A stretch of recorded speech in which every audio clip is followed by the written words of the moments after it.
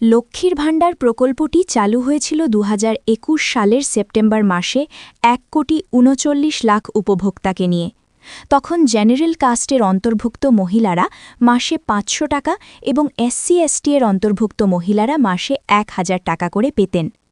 ২০২৪-এর লোকসভা নির্বাচনের আগে বাজেটের টাকার অঙ্কটি বাড়িয়ে জেনারেল কাস্ট মহিলাদের জন্য ১,০০০ টাকা এবং SC/ST মহিলাদের জন্য ১২০০ টাকা করা হয়। এবার দেখে নেওয়া যাক ব্যয়ের পরিমাণ কত।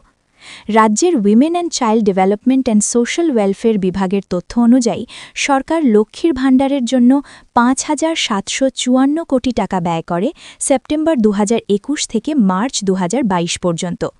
২০২২-২৩-এ সেটি বেড়ে দাঁড়ায় ১২,০০০ কোটি, ২০২৩-২৪-এ ১৩,৫০০ কোটি, ২০২৪ থেকে ২০২৫-এর মার্চ পর্যন্ত ২৫,৯০০ কোটি এবং ২০২৫-এর এপ্রিল থেকে ডিসেম্বরের শেষ তথ্য পাওয়া পর্যন্ত ১৮,০০০ কোটি টাকা সরকার ব্যয় করে। সুতরাং প্রায় ৪.৫ বছরে সরকার মোট ৭৪,০০০ কোটি টাকা ব্যয় করে।